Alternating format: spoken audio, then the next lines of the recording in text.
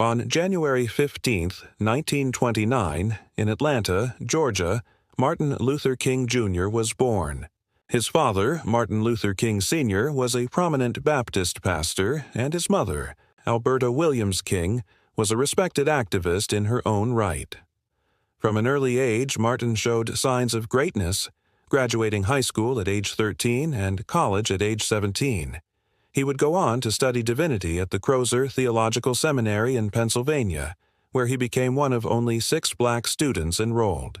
At seminary, King honed his public speaking skills, becoming known for his booming voice and powerful sermons. But it wasn't until he arrived at the Montgomery bus boycott that the world would learn the true extent of his genius. Dr. King would lead the city of Montgomery, Alabama, in a 381-day-long boycott against the city's segregated buses. The boycott began after Rosa Parks refused to give up her seat to a white man on a bus, leading to her arrest. In response, Dr. King led a mass refusal of service on the city's buses, which resulted in the desegregation of the Montgomery bus system. It was during this time that Dr. King really came into his own as a leader of the civil rights movement, establishing himself as a spokesperson for nonviolent resistance.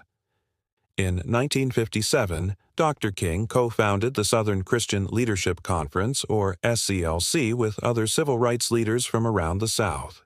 The SCLC would go on to organize many of the most important events of the civil rights movement, including the 1963 March on Washington, where Dr. King delivered his iconic "I Have a Dream" speech. On this day, more than 250,000 people gathered in front of the Lincoln Memorial to hear Dr. King speak. And when he uttered the words, "I have a dream," the crowd erupted in cheers. Dr. King went on to say that his dream was for black and white Americans to live together in harmony, and for his children to be judged by the content of their character and not the color of their skin. The speech is considered one of the greatest speeches of the 20th century and one of the most important moments in the history of the civil rights movement. But Dr. King's work did not end there.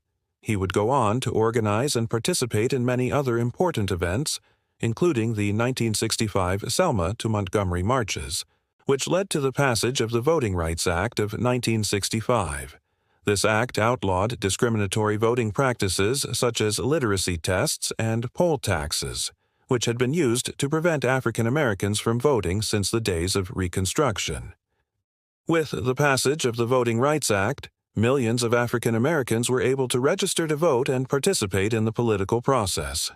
However, the fight for civil rights was not without its violence. In 1963, 4 young girls were killed in the bombing of the 16th Street Baptist Church in Birmingham, Alabama, and in 1965, Dr. King was beaten and arrested during the Selma to Montgomery marches. But, despite the violence, Dr. King and the civil rights movement made significant progress during the 1960s. In 1964, the Civil Rights Act was passed, which outlawed discrimination based on race, color, religion, or national origin. And in 1965, the Voting Rights Act was passed, which outlawed discriminatory voting practices. These 2 acts are considered to be the crowning achievements of the civil rights movement, and they represent the hard-won progress that was made during this era. During this time, Dr. King traveled all over the United States and even to other countries, meeting with world leaders and giving speeches about peace and nonviolent resistance. However, as the movement progressed and Dr. King's popularity grew, so did the death threats. In 1964, Dr. King and his family were the target of a serious assassination attempt while they were traveling in a motel in the Midwest. According to Dr. King's close friend and biographer, Taylor Branch, the plot involved members of the Ku Klux Klan and a local member of the American Nazi Party. Although the details of the plan are unknown, it is believed that the assailants intended to kill Dr. King by either poisoning him or blowing up the motel room. Dr. King and his family survived the night unscathed, but the incident shook them deeply. Dr. King's daughter, Bernice King, recalled feeling a sense of foreboding and fear as she went to sleep that night, never imagining that it would be the last night of her family's life as they knew it. While Dr. King's family tried to move past the assassination attempt, the hate mail continued pouring in, making it clear that there were still many people who hated Dr. King and everything he stood for. Despite the danger, Dr. King continued his work, knowing that he was making a difference. He helped to organize the 1968 Memphis sanitation workers' strike, which resulted in the workers getting a raise and better benefits.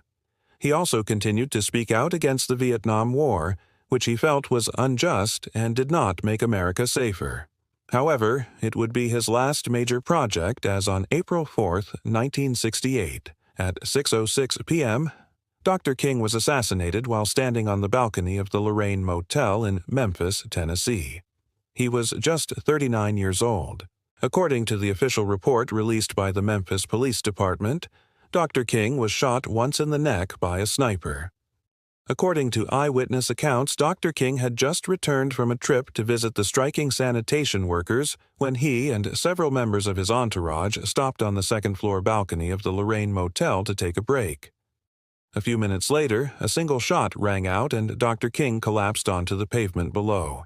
The news of Dr. King's assassination spread quickly and riots broke out in more than 100 cities across the country. In the immediate aftermath of the assassination, there were calls for a national holiday in Dr. King's honor.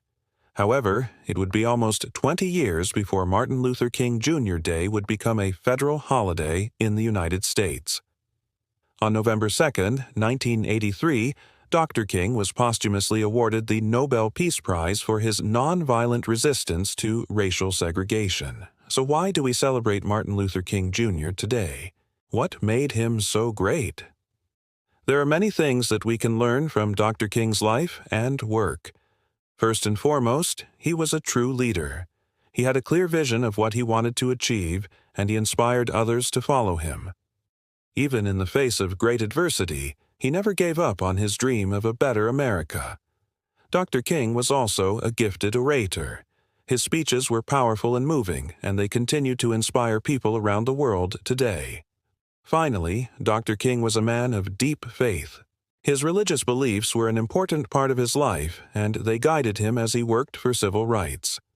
Dr. King is perhaps best remembered for his commitment to nonviolent resistance.